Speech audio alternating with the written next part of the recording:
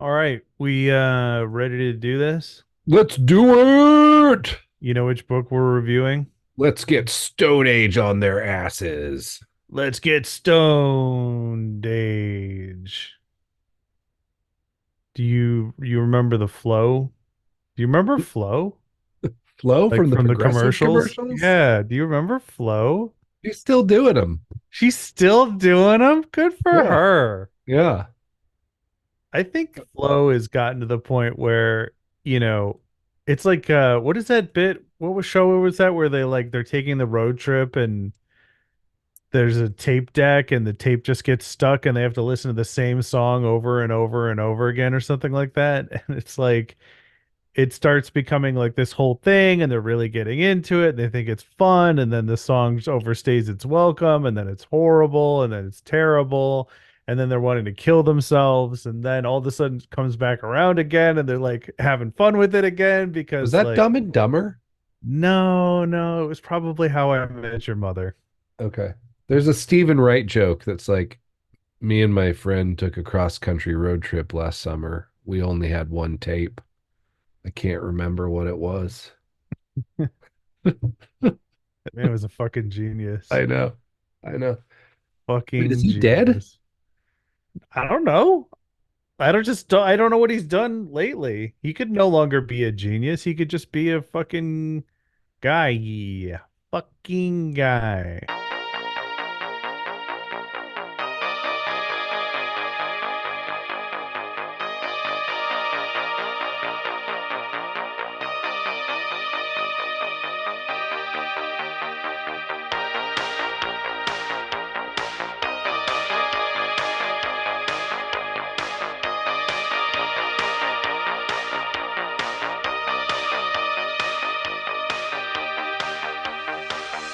All right, and welcome, and well met to the Jaunty Mantis podcast. And this is a podcast about tabletop role playing games and the people who play these games. They sometimes have curious questions for creative gamers, and sometimes they have creative questions for curious gamers. And that's where we come into play. I'm Matty, I'm one of your co hosts, and I have with me, as always, my beautiful co host, Jesse. What's going on, y'all? I'm neither curious nor creative. You son of a bitch. You found the loophole. Ha ha. I'm neither curious nor creative. I'm mildly disinterested. Because it's the review season. And so you, Yeah. good listener, are probably mildly disinterested, but we like to stick to the formats we choose. We don't regret this at all. Not when we have 378 pages of awesome fucking, you know, Jesus Christ, this book is fucking awesome. The book we have for you today is none other than Plain Gia. I think that me talking about this book may have been what made us decide to do an RPG Oh, season, wasn't it? totally. Yeah.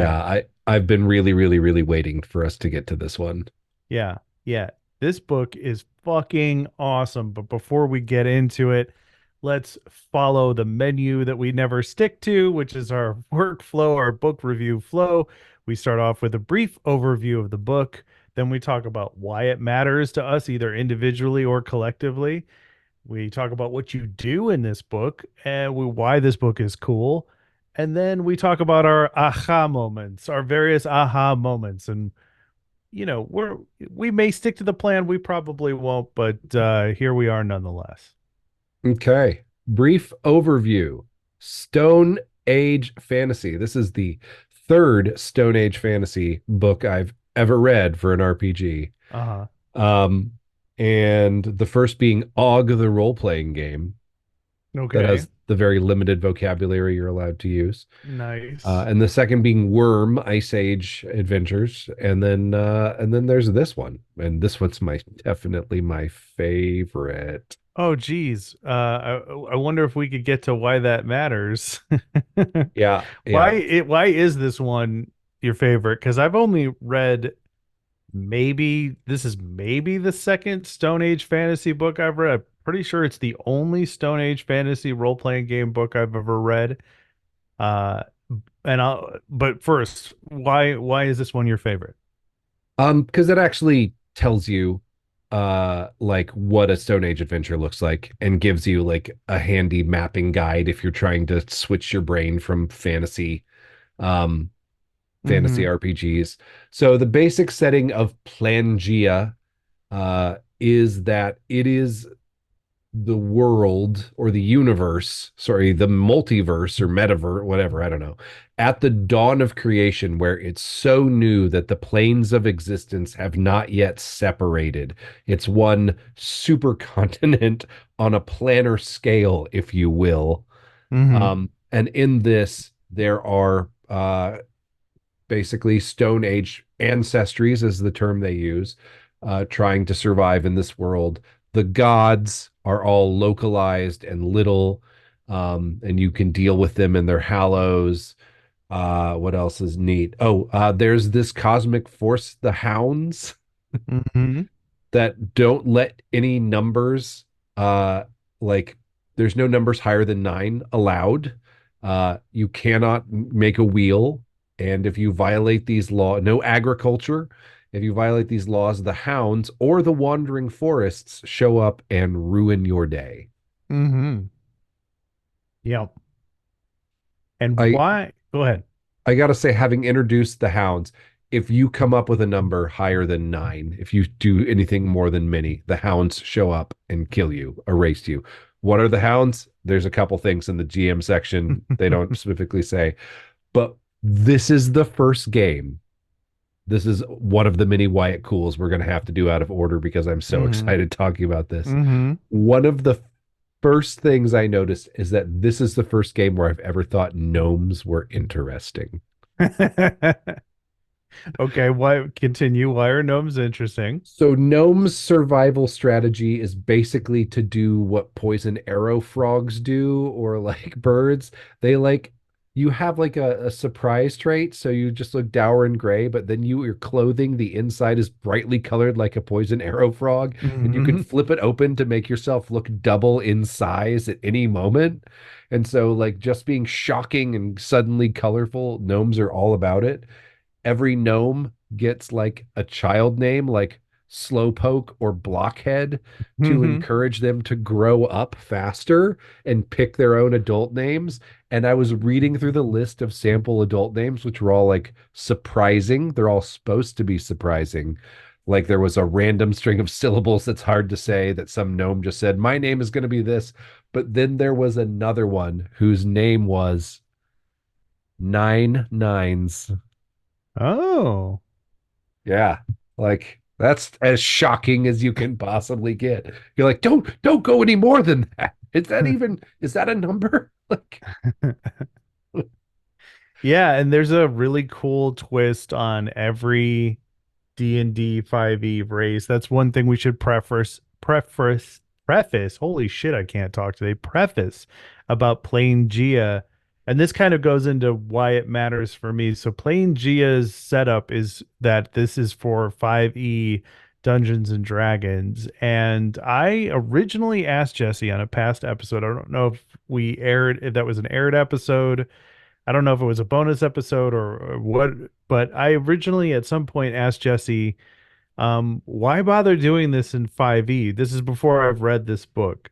And now that I've read this book, it absolutely had to be 5e Dungeons and Dragons. And if for no other reason, it's because of the sheer scope and scale of you think in your head of what a setting should be like, and then the people that made this game like doubled down on all the important things. Like this is an actual setting with actual tools to help you like create stuff in this setting. It's not just here's a cool setting. It's um they want you to destroy this setting. They want you to like fuck shit up with the rules. They want you to go big.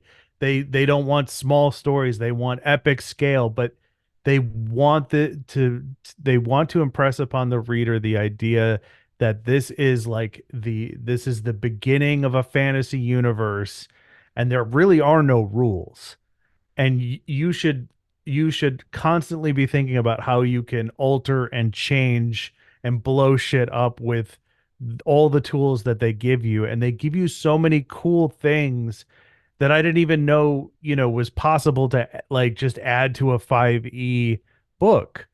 Like from the twists on the different races to different kinds of magic items. The rules for creating a god in this game are incredible. Like, like I was blown away by it. Just So, completely blown away by the amount of detail that they give you to create a god in this the game. rules for quickly mapping out a clan fire Mm-hmm. village is great. The rules for the or how to map out like a wilderness travel, like Right. to journey to point A, because in this primal world, like the journey matters a Right. lot. The ways in the player section, they give you like, here are other skill checks you can roll and why you should do them to make survival checks interesting as you're Mm-hmm. traveling through nature. Yeah. Like, here's how an intelligence check to recognize a landmark matters.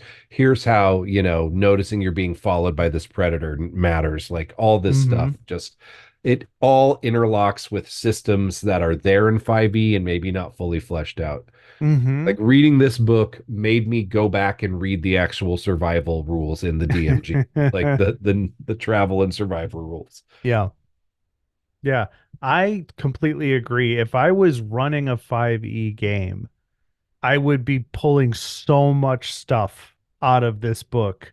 And whether or not that setting or that 5e game even took place in this setting, even if it didn't, I would still be pulling out so much good shit from like the masks, you know what I mean, to like the ideas behind all of the what was the last thing I was looking at just before we started?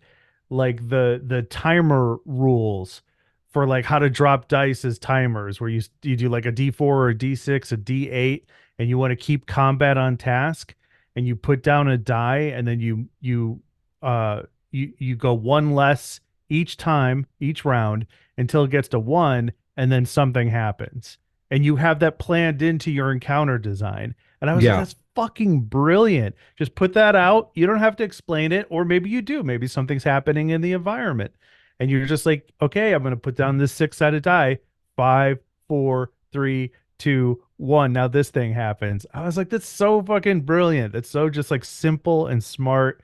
And like the way that the examples they give you on how to incorporate it into the setting, I think are really cool. I think I've never been interested in 5e mechanics, but I love like the spells they have in this game. I love like the ideas behind changing the races.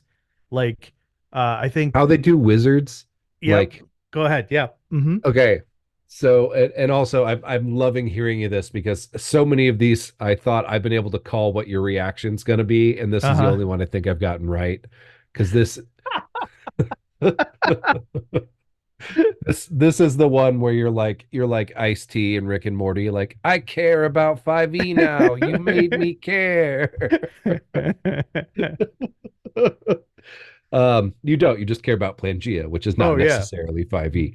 Uh Wizards, because there's no written words allowed from the hounds, like have a sanctum where they do these massive cave paintings that are just like the level of the spell is the bigger, and that's where they keep it, and then they tattoo a crib note version on themselves. So Mm-hmm. wizards are called spell skins, and they're just walking around like crazy, like bone fetishes, wild-eyed, crazy hair, hands probably covered in paint from making their paintings in their Mm-hmm. sanctums, covered in tattoos and scars and everything, and just, yeah, it's just awesome. It just feels, oh, it feels so Yeah. good. It It feels feels so so thematic and unique. cool. Yeah. And think about not just using this in this setting, but also think about pulling that out for your 5e game.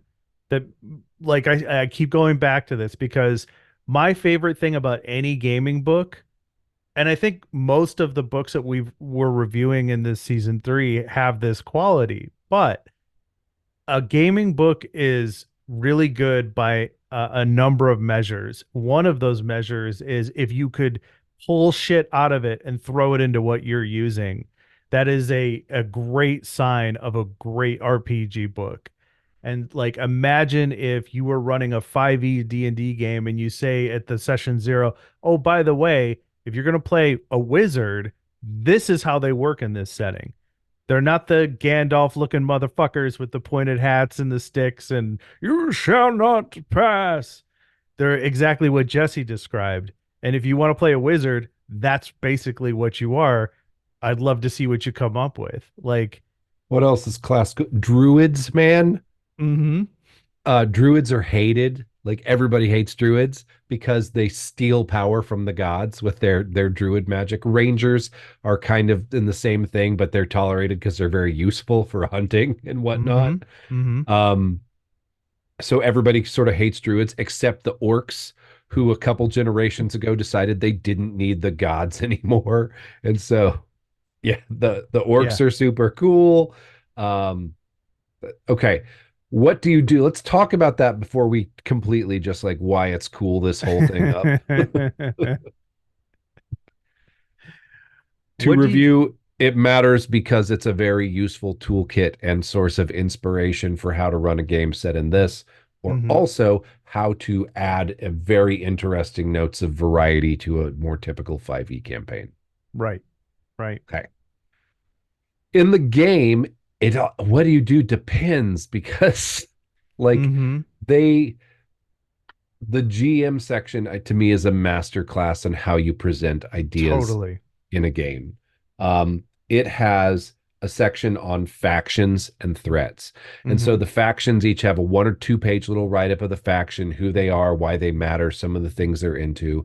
And then each one of the threats has a write up of what the threat is, and then a little table of adventures by tier of what kind of adventures you'd get into in a campaign where this threat is the big bad of the campaign.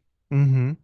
And to me, it's just like copy that document format for your campaign pitch for the D&D campaign that you're trying to write in a homebrew. Right. Like Yeah.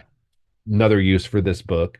So what you do is you try and help your clan survive. Clans are not really like mono-ethnic. They're not divided. It actually specifically says at this point, the idea that you just hang out with your own kin is not something that people have thought of yet.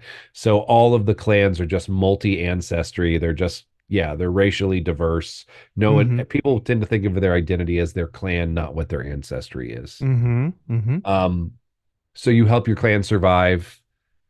You deal with threats to your clan. Those threats might be the ancient vampires from the dawn of time, which was like yesterday. Um, there's 4 giant empires at the elemental poles where that will eventually be the elemental planes when the planes finish separating. There's a Tiamat like thing in Blood Mountain, the volcano in the center of creation. There's the weird people coming up from the venomous abyss, which will become the abyss. There's a little sidebar about the spider queen who dwells there in the treetops. Mm-hmm. Like yeah, it's just you can see the influences, but just wildly prognosticated back to a primal sort of origin for everything in D&D. Yeah. And so yeah, you hunt, you face a world that's rapidly changing and fracturing. Um, you face menaces, you keep your people together and alive, and you craft. Mm-hmm. What am I missing? You create things that have never existed before because this is the dawn of a fantasy world. This is the beginning. So like spells higher than fourth level. Guess what? You're creating them. That's a thing you do in this game. That there's a whole section on magic and how it's different and where you can take it.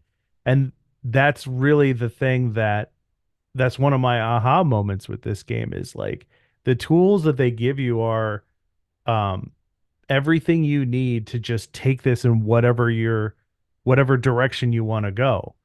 Just like, oh my God, don't make it boring. You know what I mean? Just like use that primal fantasy aspect and go out and change or create this world according to all of this good stuff they give you in it. And there's tons of it. Like the part that is for players is tiny in comparison with all the great stuff that's for GMs, including tons of tables, Jesse. Yep. Tons of them. They brought back the like the templates you can add to monsters. Mm-hmm. Yep. Yep. And everything is so ridiculously unique and most of, if not all of it, is super open-ended, which is another thing I love. Eberron does this very well also, is that it'll give you a setting, it'll give you something in that setting, and then I get the distinct feeling of it that I could take it really in almost any direction I want to. One of the problems I've had with settings like Forgotten Realms is like I feel like it's a fantasy setting in a box. Then we are contained in that box. There's rules, there's things happening, there's a ton of stuff that everybody else knows more than I do. I'm not going to take the time to read Forgotten Realms books or wiki articles or whatever the case may be or stuff online. All of this has been decided. With Planegea, this is the beginning. This is the beginning of your fantasy world. You know, I've joked around about this in the past about doing like a multi-saga 5e game with all of the DMs in our gaming group where we each take a period of history in this world and advance it through time, and whoever has the beginning uses Planegea, to like kick us off. You know what I mean? It's just there's so much like creative opportunity with this book. Yeah. Yeah. Oh, I loved it.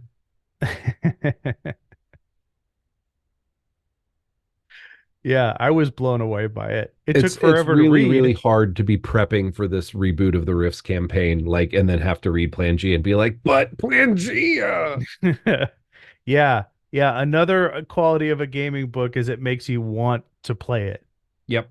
And Like, nothing and has made me want to play 5e outside of like the extra Eberron books that Keith Baker put out that use the 5e rules. Other than that, nothing I've read has really wanted me to play 5e. well, this does, I think, the same thing that Eberron does, and I just realized this. I'm going to draw another connection to this here. All Is right. it takes the familiar and shows you how you can tweak it to make it unfamiliar, but still have a place for all this things you have, like the little bar about other ancestries. Did you read that little box? Like the one that's like, we don't have room for every ancestry that's in 5e, but they're all here, whether it's this thing, blah, blah, blah, or the reincarnated spirits of the ancestors that dwell in shells of stone and wood. And I'm like, fucking Warforged are goddamn like idols inhabited by ancestor spirits. That is so fucking cool. Yeah, Like, yeah. That is definitely a that's parallel with Eberron because Eberron's theme is like if it's in a book, if it's in a Dungeons and Dragons book, it's in Eberron, you know? so it takes that familiar and twists it in a way that makes it new and interesting. And in a lot of ways more thoughtful than I think the standard fantasy 5e has been doing for so long, because and standard D&D is sort of, I feel like, maybe bogged down in tradition a little bit. Oh, a little bit. The Um sacred cows are a huge detriment to modern Dungeons and Dragons, in my but opinion. here's my other connection. Dark Sun also did this. Yes, yes, completely. Yep. Yeah. Dark Sun's the first one I think that did it. Yeah, I mean, what else was available at the time around that time? What, Spelljammer and I think Mistara? Dark Sun predates Spelljammer because Spelljammer got a little weird, but Forgotten Realms, the Greyhawk setting, Mm-hmm. Dragonlance Okay, were. gotcha. Yeah, I totally agree with that. And I do, just because I know I know we're probably good out here. Chris, yes, I know Forgotten Realms is rich and detailed and varied, and I've seen the map on your wall with the magic items and the lines, and it's beautiful. And that 5-year campaign you've been running is the thing that makes me jealous every time I see that map. But at surface level, before you read 20 or 30 books, Forgotten Realms can seem a little samey as general fantasy. Mm-hmm. Yeah. I have my own complaints about general fantasy. But realistically, anything can be a good setting or a good role-playing game with a great DM and a great group, right? There's nothing stopping you from taking Forgotten Realms and just sharing the rich history and the depth of the world and the amazing things that are happening there. I'm not trying to paint that as being boring in comparison. I think it's more of just like everybody's different.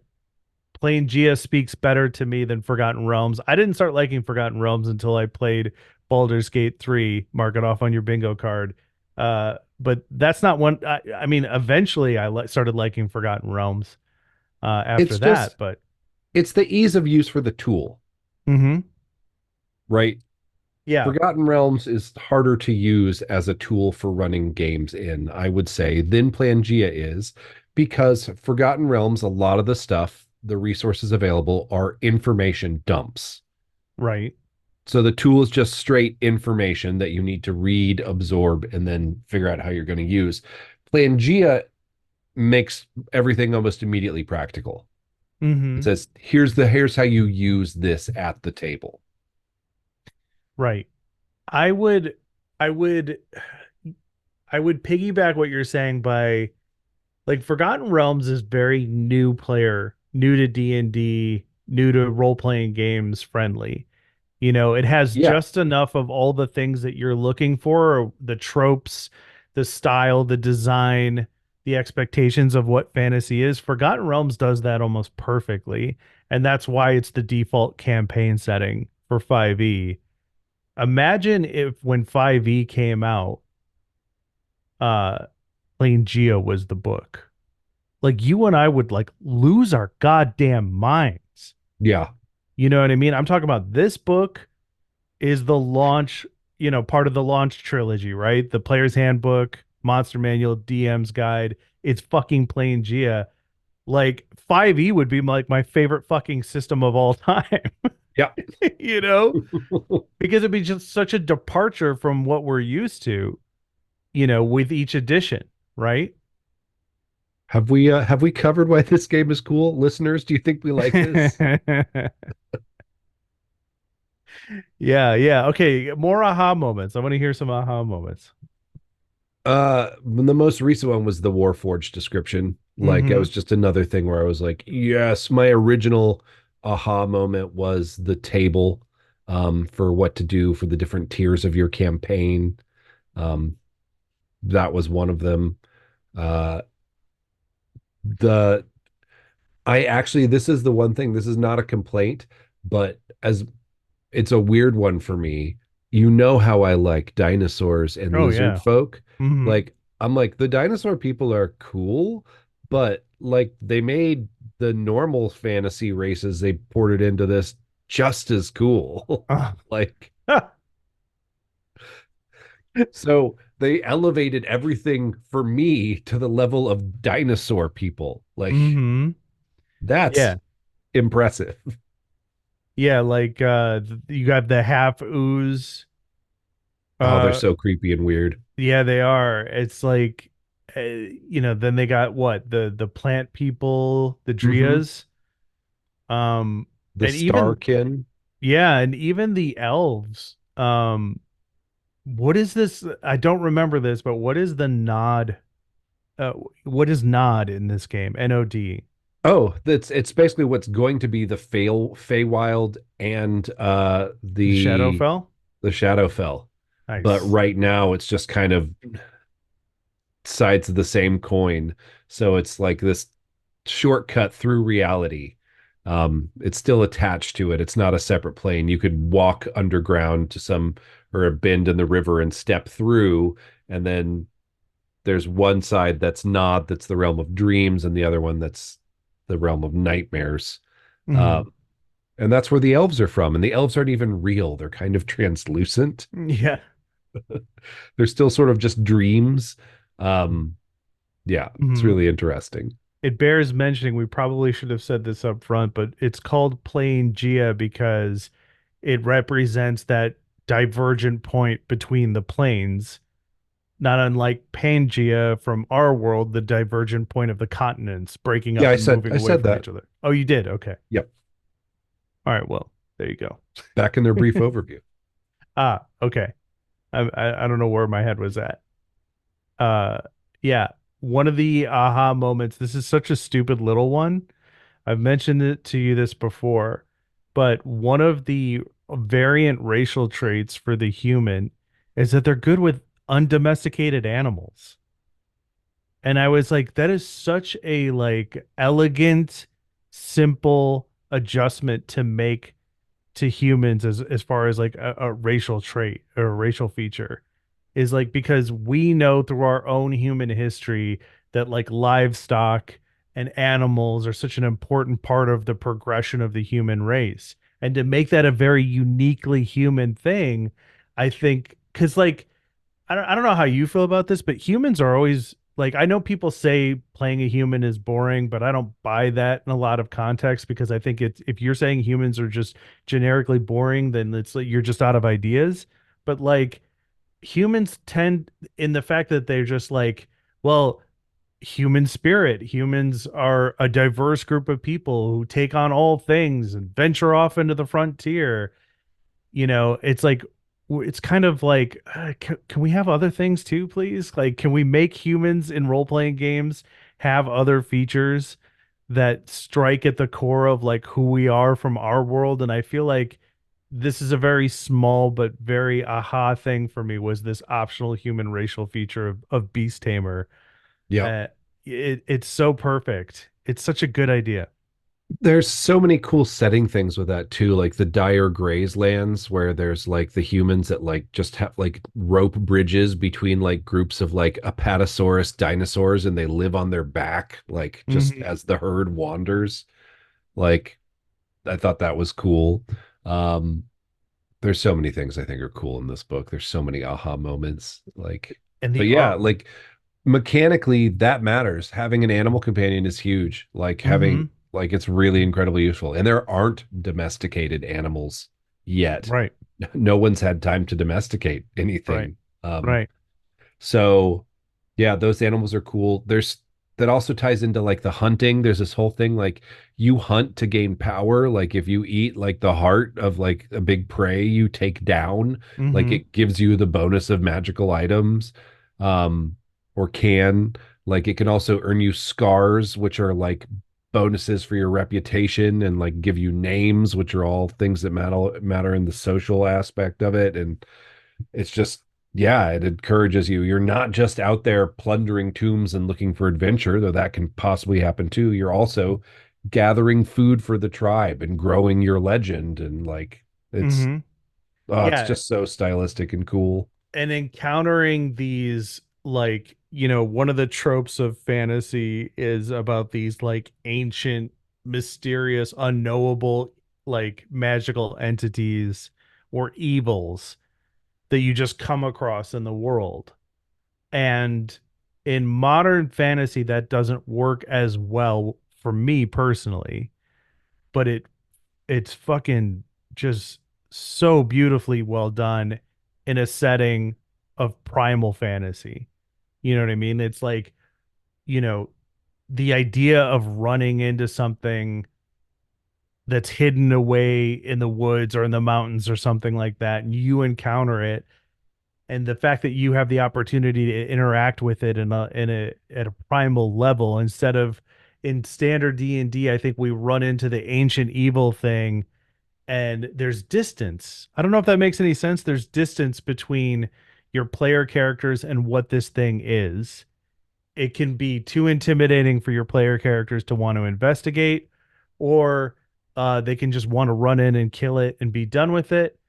And there is mystery, but it's all wrapped up in whatever the world has to offer. And it's like for some reason this is just way more appealing to me in a plain Gia setting. I don't know if I'm making any sense, but like, Yeah, I get what you're saying, but it's really hard to describe. Like mm-hmm. it Yeah. just feels like those evils are not necessarily as world ending and they're way more Mm-hmm. present. Yes. Yes. That was a much better way to put They it. bring it all to the game. They're not tired yet. Right. Like they haven't had a cycle of imprisonment and retreat and blah blah blah, like where they're sneaking their way back in the world. They're just like, we're here and we're Hmm. gonna do our own thing, and it's probably gonna be bad. So if you want your clan to survive, So true. So true. You want to talk about any of the, the themes, the kinetic action, the primordial horror, the mystic awe, um, anything like that? I mean the whole idea, like this, the kinetic action chapters are just like, don't just have people fighting, have them fighting on the backs of like stampeding herds or like on chunks of ice in a river that's breaking up, and that's can be what that timer die is. And it's just basically saying when you have a fight, think about the set piece. Just Hmm. think about the set piece all the time. Yeah. Like, because it's got to be moving real fast. It's got to be over the top. It's got to be crazy. And Yeah. you're going to have more fun if it is. And that's great. Yeah. Um, If you want your player characters to be able to do some sort of fast travel, have them either build or come across these giant hang gliders that then they use pockets of, hot air from volcanoes to traverse the landscape, to move from one place to the other. It makes me think about early days of designing D&D adventures where it's like as a younger GM, it's like I was too scared to do stuff like this. You know what I mean? Like I'd be like, okay, I'll set up a fight. It's in a cave. There's kobolds. They do kobold stuff. That's good enough. I don't want to go crazy. And it's nice to have a game that's like, no, you're supposed to go crazy. That's the point. yeah, Like, please go crazy. please You'll go have crazy. fun. Yeah. Yeah. So I like the idea that there's a book out there that's saying like, don't settle for simple. Like blow this shit up, make it fun. Like really grab onto that dynamic aspect of this primordial world that is like, you know, filled with danger and wonder. Yep. Primordial horror. There are things that are out there that are left over from the creation, the dawn of time, and they are aberrations and horrible. And they dwell in the dark areas, sliding through. There's no far realm yet. Everybody just lives in the same place. Mm-hmm. Everybody rubs shoulders together. There's aboleths in the river. Like, Right. Yes. Yes. Thank you. um, That's exactly what I wanted you to get to. Yes. yeah, and there's oozes that will change you. The oozekin ancestry, which is, we didn't explain that one. I'm going to take a crack at it. Go for it. The oozekin is that something called an ooze dam or an ooze sire. You were a person, it found you, it killed you, and basically planted part of itself in your corpse, which gained sentience and some of your memories, but now it's basically a little bit more stretchy than a person should be. And it's out there wandering the world as an oozkin with the face of a dead person. And it's a Yeah, PC. that's a player character. Yeah. There's no room for boring shit in plain Gia. You know what I mean? Like there's nobody just sitting at the fucking shadowy corner at the inn. You know what I mean? Like it just blows the top off of all of your standard fantasy generic bullshit that we've been doing for years and years and years. The clan fire rituals. I just want to talk about that as Do another it. aha moment. Mm-hmm. So the clan fire is really important to every one of the clans. They keep it blazing all the time. And the shaman of the tribe can lead the clan in a ritual, and everyone who take part when the ritual is completed gains the ability to cast a certain number of cleric spells of a certain level, depending on how big the ritual was. Like, so that's how you have like churches and healing as the clan does this ritual. Mm-hmm. And now when he went and partook, can cast remove curse or whatever. Like, Yeah. and it's just cool. They thought about a lot about the social life. Yeah. Yeah, it makes you wonder what Dungeons and Dragons would be like if they were like, here's how churches work. Here's how to summon the power of your god through churches, and here's all the different things you can do with that. And instead, it's like Yeah, you're a cleric. Here's a list of gods and what their domains are. Pick one. Yep, that's your god. You got spells. This is what your holy symbol looks like. I feel like the description of like the haunted forest warlock pact gives more like gives more about what it's like to be a warlock than the player's handbook does. Oh my God. Oh, I need to go to this right now. You'll have to bear with me because I read this book at the time we were recording this. I would have read this book uh over a month ago. So like I am so happy with the things that Jesse is reminding me of. I So I reread the player section like over the weekend. That's as far as I could get, but I've done it's a like massive book, dude, and it's there's filled with so much. Buy so much this good book. stuff. There's so much good stuff in this book. The artwork is incredible. Just like perfectly capturing like the whole spirit of what this book is. Just amazing.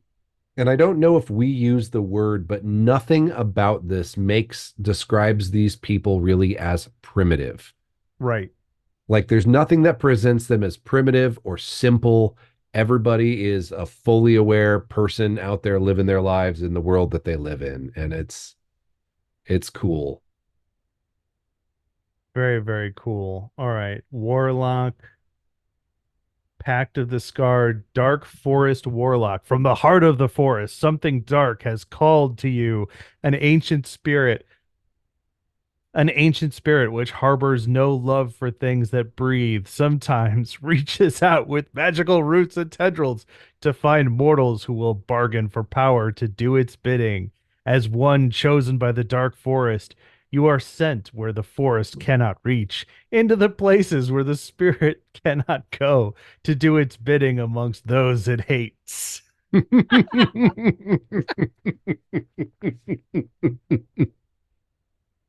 That's awesome. That is Yeah, it's so like cool. it just made me think because I was like I'm reading the Fellowship of the Ring to my 6 year old, Mm. and we're in the old forest, and that's like basically Warlock of the Old Forest outside the Hmm. Shire.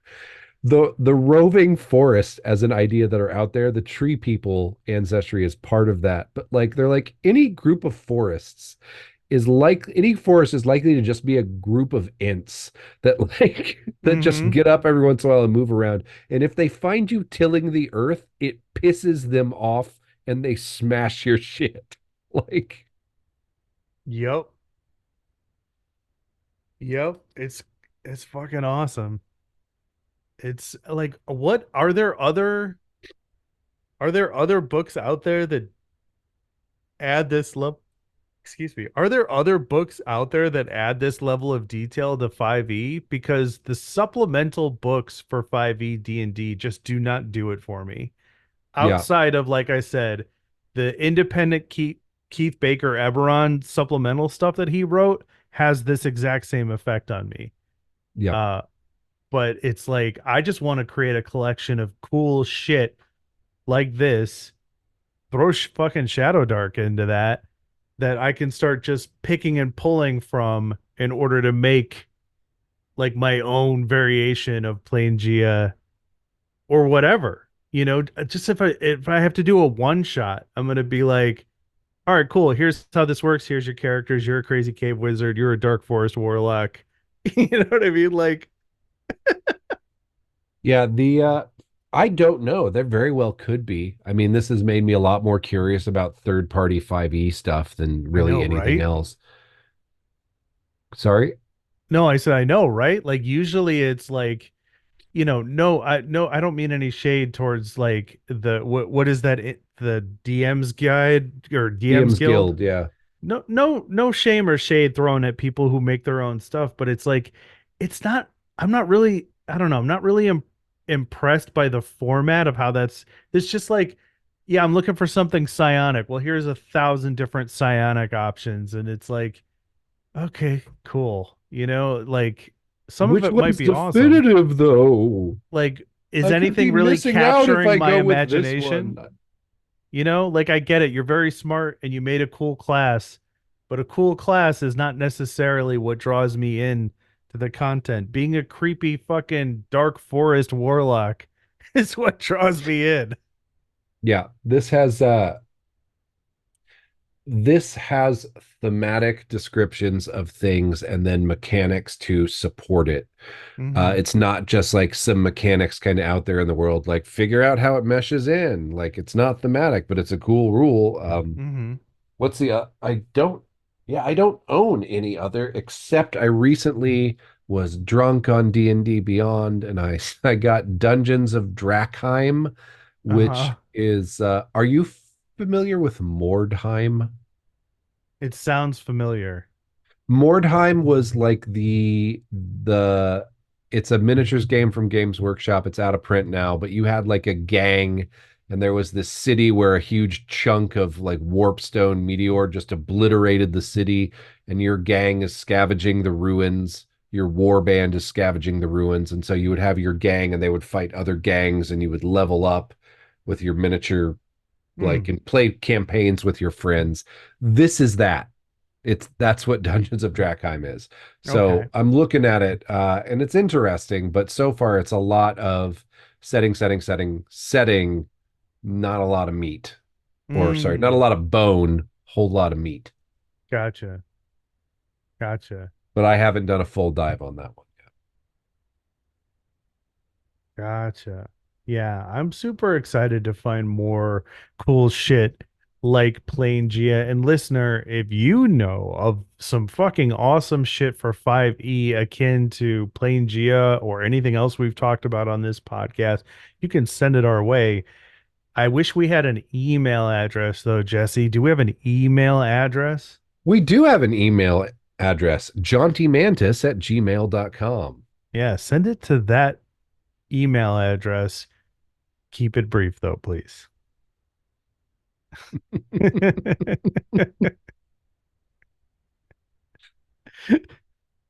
Jesse, is there anything else you want to say about Plain Gia? Just I am eagerly awaiting the day that I can either run this or play in it. Um, Mm-hmm. because this one's never going to drop off my list of potential like next game to I do. know, right? And I'm so glad you really liked it too. Blown away. Blown away. Now, is it Plain Gia? Mine says the Star-Shaman Song of Plain Gia. Is that the official title of it? Yeah, we should actually give all the details about Yeah. this game. The Star-Shaman Song of Planegea from Atlas Games. Do you have it up in front of you? Who's our Yeah. author on this one? David Somerville. I'm hesitant to mention author names because since I've been editing our past episodes, we haven't been great about mentioning authors' names or at least doing it correctly. So bear with us here, people. I've been putting them in the show notes, who the games are written by.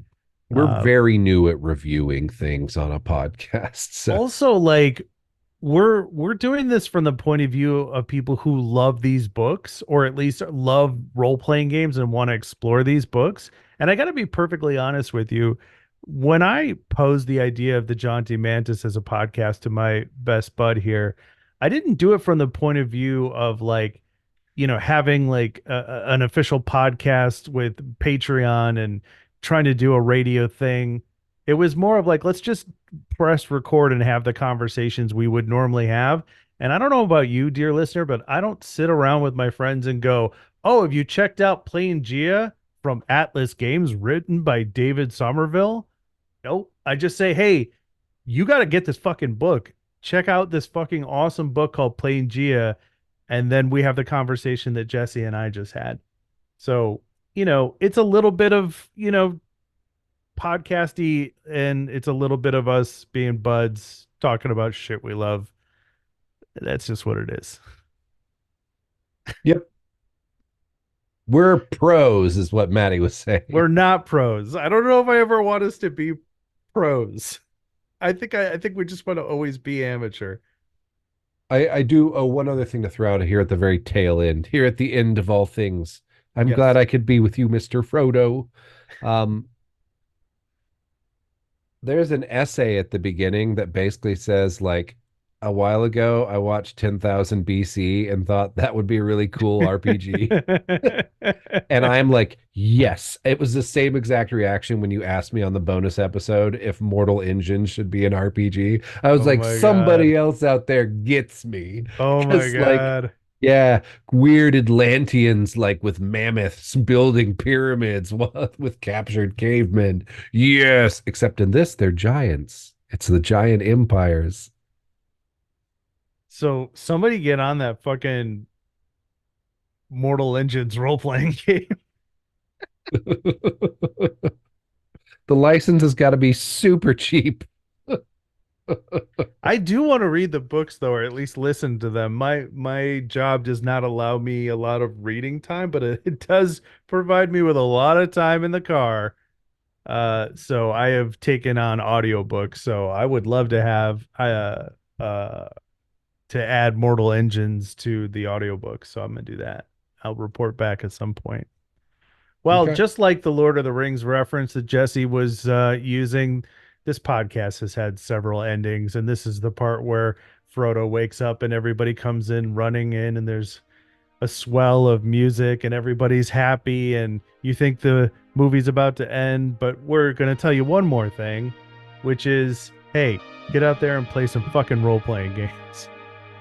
Play some fucking cave shit. Yeah, play some fucking cave shit. Don't do what Tom Hanks did though and go into the sewers and summon demons and create a cultural conspiracy around absolute bullshit. Mazes and Monsters, deep cut. All right.